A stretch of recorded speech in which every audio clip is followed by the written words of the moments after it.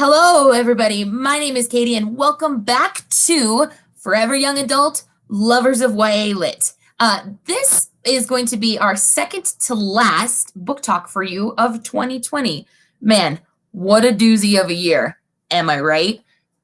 There's no need to even rehash all the good, bad, up, down, ugly, whatever of this year.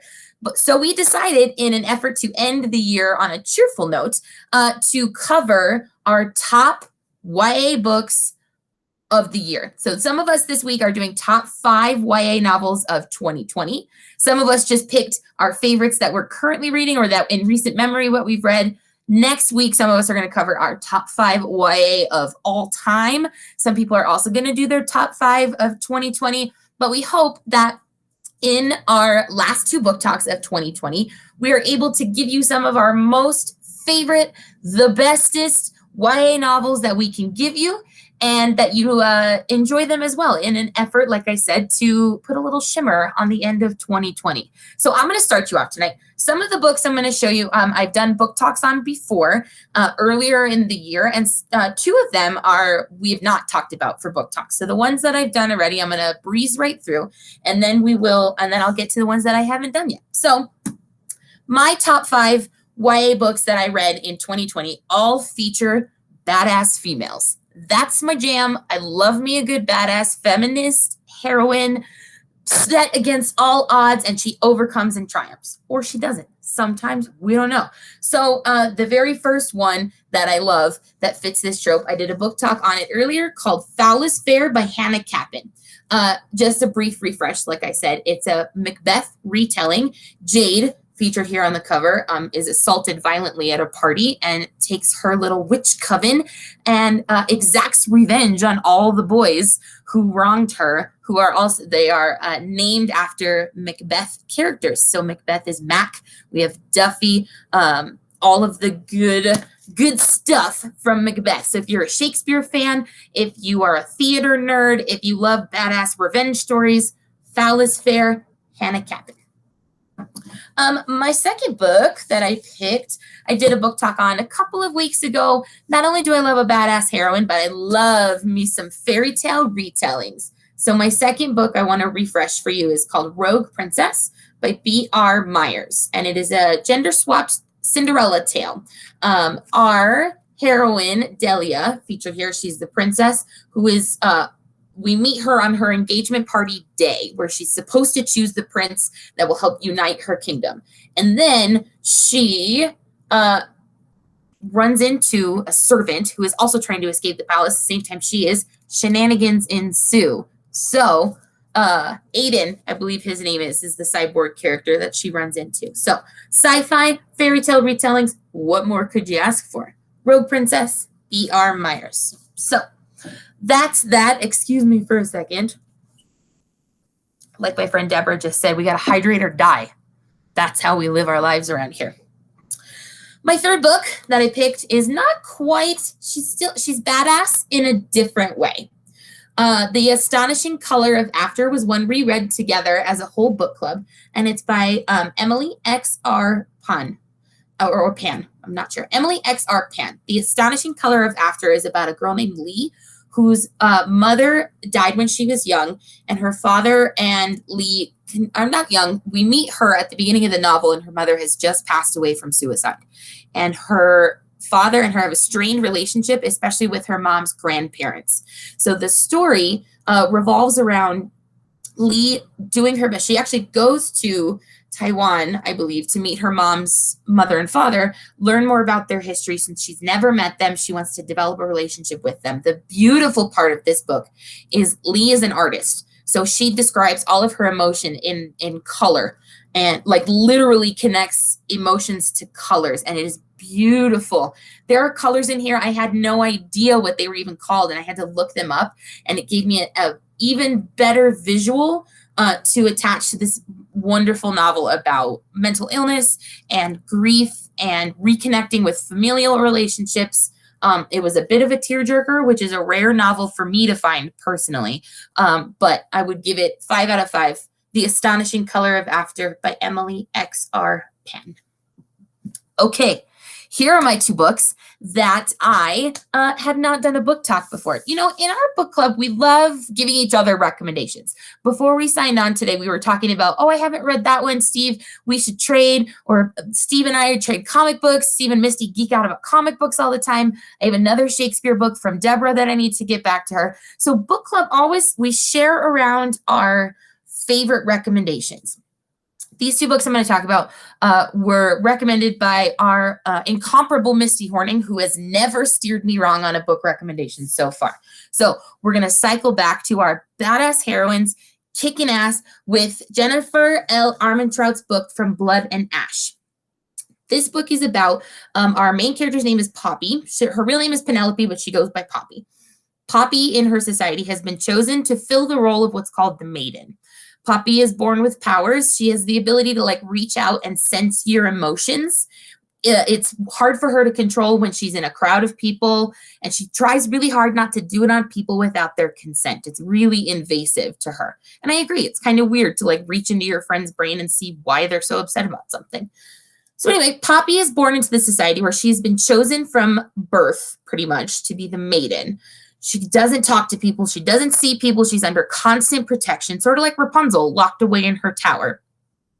Until some violent attacks start happening at the palace where she is being kept and trained to fulfill her role. Attacks that look a lot like a vampire attack. Turns out there's vampires in this novel, friends. I had no idea. A quarter of the way through, it turns into a vampire hunting novel, and I am here for it. Poppy gets assigned a guard. Her own personal protection. His name is Hawk. Hawk is dashing, and he is tall, dark, and handsome, and is sassy, and they fight all the time. And it turns out that Hawk is not who he says he is. I don't want to tell you because it's a massive plot spoiler, but this is the first in a book series called the From Blood and Ash series. Jennifer L. Armentrout. I'm reading the second one. The second book is called Kingdom of Flesh and Fire, where everything Poppy ever knew in her whole life has been flipped upside down and turned inside out, thanks to Hawk.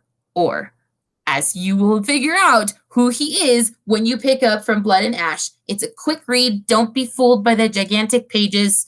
Quick read. It's so good you're going to blast right through it. This is especially good for you if you love Sarah J. Maas, which we talk about a lot.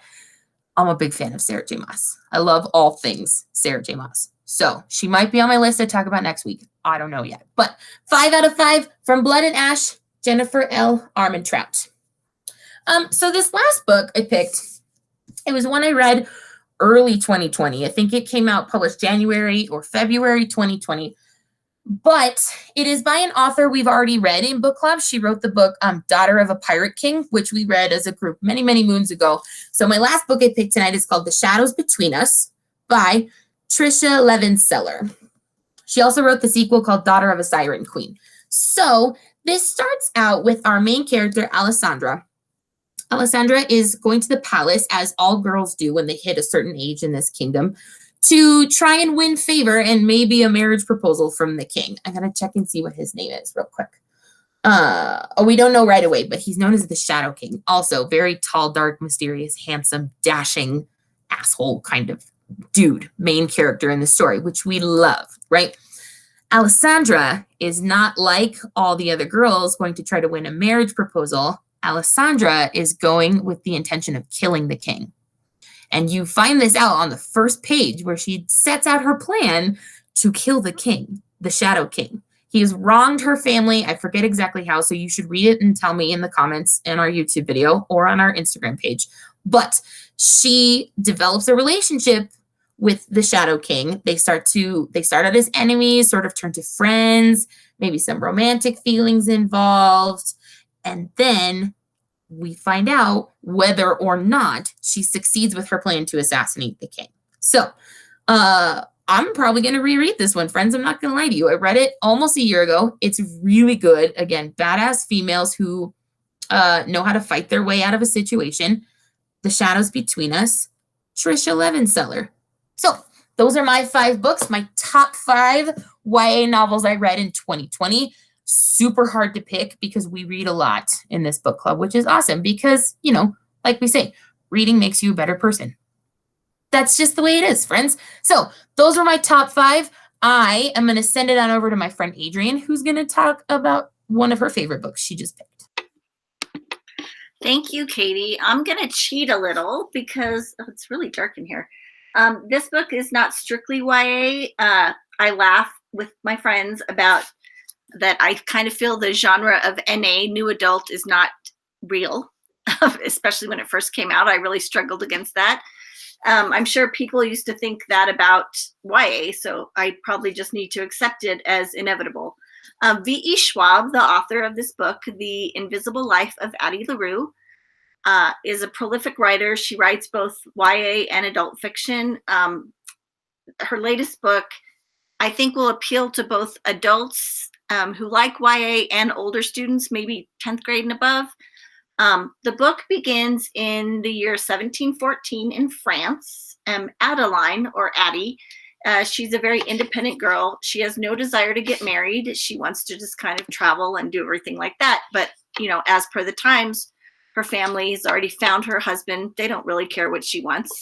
On the day of her wedding, she runs away to the woods and makes, in a desperation, she makes a deal with the devil to live forever. But in exchange, no one will ever remember her.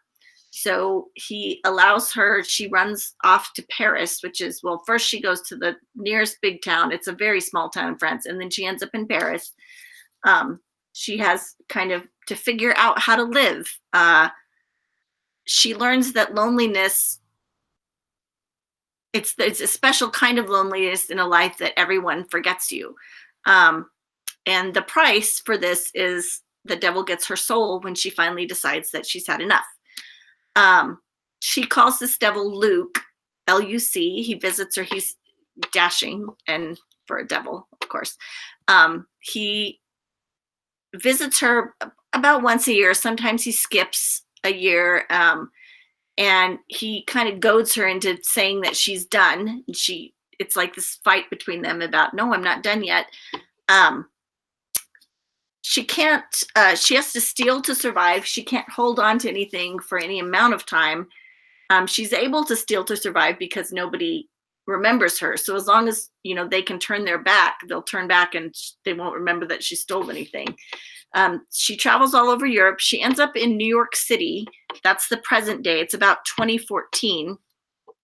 And then, so it's alternating chapters back and forth, like her travels through time and then back to New York City. She steals a book to read. She can't even hold on to any money. So she's not stealing just to be, you know, obnoxious. She actually really has to steal. She steals a book from a little independent used bookstore. And a few days later, she goes to take it back like she always does. And the bookseller kind of challenges her about the theft. So for Addie, she's shocked. It's the first time in 300 years that someone actually remembers her. And so he's about 28 years old. He's a man named Henry. It's a little bit slower paced novel than normal. YA moves very fast. Once I got used to the slower pacing, I really liked it. I understood why she does it because, I mean, Addie's been alive for 300 years. Her life is kind of slow. You understand why she made the deal in the first place. And I think it kind of gave me the time to allow me to feel what Addie feels, the loneliness and what it means to live for 300 years. It's a burden. So you're really happy when she finally meets Henry. I don't want to spoil the mystery of why Henry can remember her, because why does a man 300 years from her original life have this ability? Is it fate that they met? You'll have to read the book. So the technique that she uses to reveal all the mysteries and to go in alternating chapters took me a while to get used to. Normally I don't like books like this, but she handles it really well. It kind of explains Addie's motivations, feelings, responses. I love the execution of this. I'm going to recommend it to everyone. And I just loved it. And now on to my friend Steve. Okay, I'm going to talk about one book tonight, a graphic novel. And so next time I'll be sharing with you guys my top 5 of 2020 young adult books. And this is a perfect segue for that, though, because you're going to see a lot of common themes. I like how, you know, Katie had a recurring theme through all her books. You're going to see that with Vine. This is Juliet Takes a Breath, the graphic novel. So I did a book talk on Juliet Takes a Breath several book talks ago for you guys. This is the comic graphic novel. It just came out yesterday. I bought it and I already read it. I loved it. Gabby Rivera wrote the novel, and she also wrote the adaptation for the graphic novel. And Celia Muscat did the art. And just a little recap. This is Gabby Rivera's kind of semi-autobiographical story, coming of age, her queer coming of age story. And I may be a middle-aged white guy, but I still have a soft spot for coming of age stories. I think because they're so universal and they kind of remind you to never lose your sense of self and never lose your whimsy. I mean, that's what makes you you, and you should be proud of that and own that. And I think that's a strong theme for Juliet in the story, her queer coming of age story. So it's the story of Juliet Milagros Palante, a Puerto Rican young girl living in the Bronx, and she's about to go away for the whole summer in Portland, Oregon, for a summer internship with the white feminist writer who is her idol. That's Harlow Brisbane, and Juliet was just revolutionized by her book called Raging Flower: Empowering Your Lady Part and Empowering Your Mind. So she's so inspired by this lady's book on feminism, she reaches out, writes to her, and gets accepted for an internship. The night before she leaves her family dinner, the night before she leaves the Bronx to go spend the summer in Oregon, she comes out to her family. And her mom is completely floored by it, not really accepting of it. So Juliet spends the summer, struggling with that. She's juggling all these different things, feeling like, has my mom disowned me? Because her mom just thinks this is a phase. She's having trouble with her girlfriend, and that's part of the thing she reveals to her mom. She just thought that was like her best friend. No, we've been dating, Mom, and I'm gay, right? So great story, how as it unravels, she learns to embrace her sexuality, learn to stand up for herself. She learns some secrets about her family and her cousin. I don't want to spoil too many things, but Harlow Brisbane kind of takes Juliet under her wing. And it unravels very nicely. I think the art for this is amazing. This comic just does it right. I mean, usually sometimes I'm not, I like the book better, but you know what? This is just as good as the book. There's some details in the book that you don't get in the graphic novel. Like the book is clearly set like around 1999, 2000. There's lots of references in there, but that's not really so much in the comic. That's not necessary. The book delves a little more deeper into you understanding intersectionality, but the comic still does a stand-up job of everything that I think is essential to the story that Juliet learns about. I mean, she's just figuring all this stuff out. She has no idea about like pronouns and trans and all the whole spectrum of gender expression and the queer world that she gets introduced to. It's just all, foreign to her. And I think, so this is like a great queer story, right? But I think it's equally important for people outside of that to read this, because in a way, this book is like a mini education on that.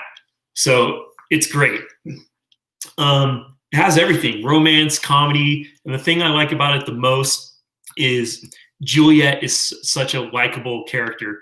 You just have such empathy for her as you read the book, and then as it progresses and we get towards the climax with what happens with her girlfriend, what happens with her mom, what happens with the internship, all those things kind of coming to a head and her having to overcome those things. You're rooting for her. And yeah, she makes it out and she gets a pretty badass haircut, as you can see. So this comic, like, 4.5 out of 5 for a young adult reader comic. And I'm going to pass it off to Misty. Thank you. Hello. All right. So I'm so glad Katie started us out talking about badass heroines and badass girls in books, because I looked at my books that I have sitting on my desk and I was like, well, damn, all of mine have female protagonists too. And they are pretty BA, I will admit. But there are some of these books who have some male characters as well. And so I'm going to go and share them. They are in no particular order. And I think some of them may have already been talked about.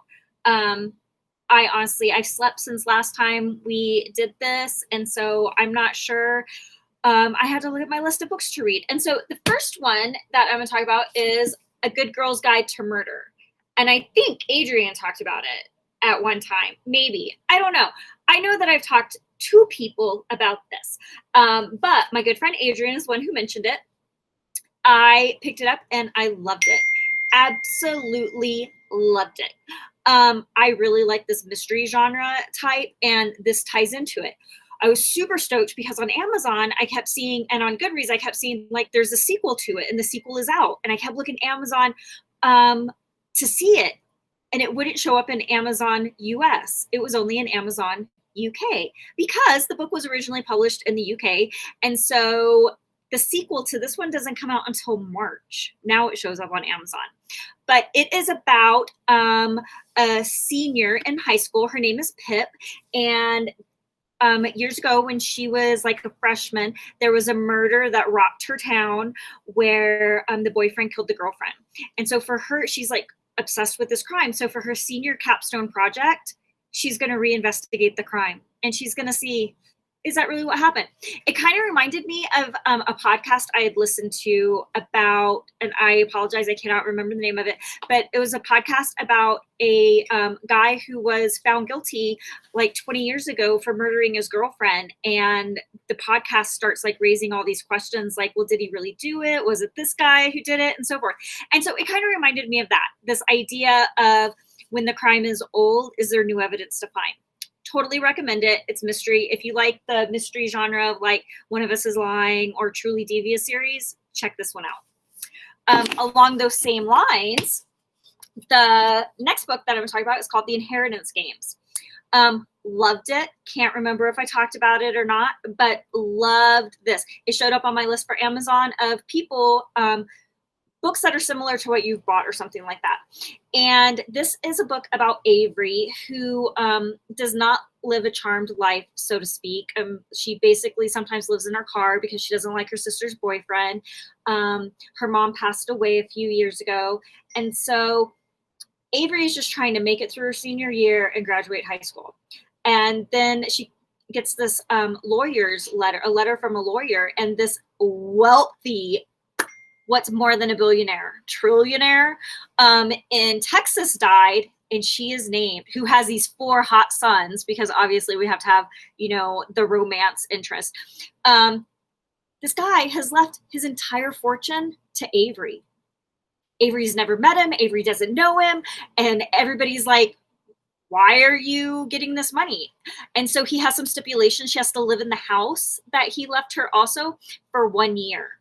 And if she leaves, she doesn't get any of the money. So it's interesting because the grandfather was the guy who died, as a grandfather, he always gave lots of little mysteries to his grandsons. So it becomes a mystery because he leaves mysteries behind in his house for people to solve why Avery was named as beneficiary of his estate. And I mean, we're talking seriously, Bruce Wayne type of money at this point. Okay. So The Inheritance Games, it kind of reminded me also, because there gets to be a little bit of, you know, plots to kill people, of Knives Out. If you saw that movie, it's kind of like that. It's like, oh, what's really going on? Totally love it. It's totally going to be a sequel because it left off. It better be a sequel. So then my next is actually, it's a third book, part of a trilogy, but it's one of those books that's not really the third part of the story. It's actually the book that takes place 20 years before the original story, but it's the third book that was published. You got that? All right. So this is hashtag no escape. The first book is called hashtag murder trending. And I loved it. It was great, but I didn't read it this year, so I'm not going to talk about it. The second book is hashtag murder funding, which was even just as good. Still not going to talk about it. Didn't read it this year. I read this one, hashtag no escape by Gretchen McNeil. And this takes place 20 years before, setting up the events that kind of lead to these two books. And it's about an escape room. And it's like a master murder escape room. Like, can you escape this? And these 8 people get this one chance to go and do it. And, you know, it's usually whoever solves it is the winner. For this one, it actually comes out like whoever's left alive wins it all. And so it's awesome. Lots of puzzles in it and so forth. A little bit gorier than some of the other books that I've read about or that have been talked about, just because all of these they're gory, but they are fun and they're kind of campy. I think Katie talked about Clown in a Cornfield. It's along that. It's like, was it supposed to be funny? Is it supposed to be bloody? I just dug it and I read it, I mean, like in one sitting because it just kept my interest. So it's Gretchen McNeil and it's her hashtag murder trending series. And the third one that just came out is hashtag no escape. Next is The Glass Queen, which is the sequel to The Evil Queen, which is a retelling of Snow White. Me and my Katie friend, we really dig these fairy tale retellings. And so this was The Evil Queen. It came out, I think, last year, a year ago, January. Awesome. It's really good. And so this is the sequel to it, The Glass Queen. And it takes place in this land where people believe that fairy tales are their fate. Fairy tales are their destiny. So whatever fairy tale you're born into that the prophecy says that you're a part of, your life is going to be dictated by that. So in this one, Everly is the main character, and she finds out that she's been born into the Snow White fairy tale, and supposedly her role is to be the evil queen, but she's like a really nice person, and so she's like, well, how do I go against that? I'm the evil queen, do I have to be? Some really good thoughts about what's good and what's evil. The Glass Queen is a take on Cinderella. The little Cinder Girl is the fairy tale, and so it's really cool because you have all these characters and they're all a part of this one fairy tale. And nobody knows what part they're playing, whether they're playing the little Cinder Girl, whether they are playing the prince or the dude or damsel in distress, however it's going to play out. It's interesting because somebody could be at the shoe. You could be the slipper. So every important part of a fairy tale, a person can fulfill that. And so like in The Evil Queen, we have characters who are the apple.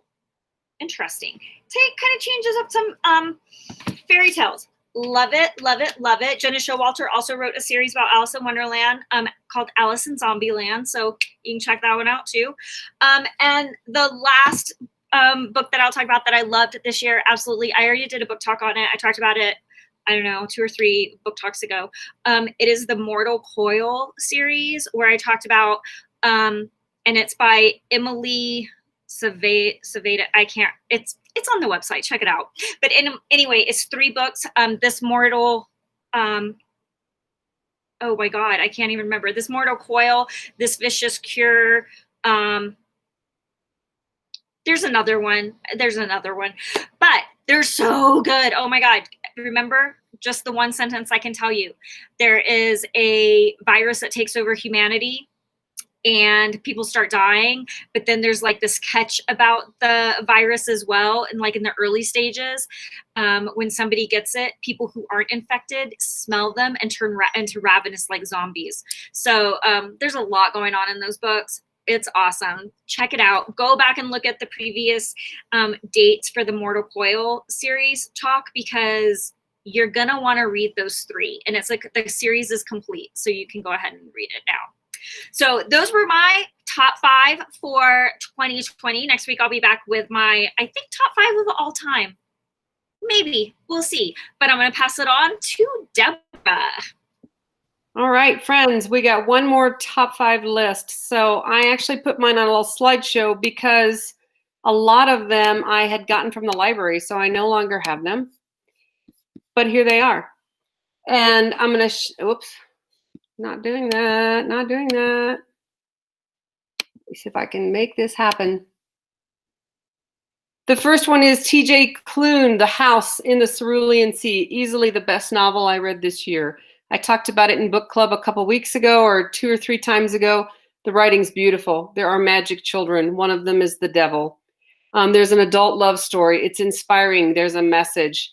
Altogether very readable. I highly recommend it. T.J. Klune. The next one, I'm cheating. This is not a YA novel, but when I was looking back through the novels that I'd read this year, this one stood out to me. I read it in January. Fredrik Backman has written several books. The first was A Man Called Uwe, which was made into a movie. This is the second. There is a third one that comes out this year. They are not related, but they are universally extremely moving, very funny. It is really an adult novel. I'm cheating here. There's appropriate material and language for adolescents, but I'm not sure that it would have the same impact on an adolescent because it's told as a child, but from an adult's perspective, like looking back at a childhood. Beautiful. I highly recommend it. Bring Kleenex. The next one was an entire, what is it? Misty would know what 4 books are called. It's not a trilogy, but it's something else. But this was a series of 4 books by Maggie Stiefvater.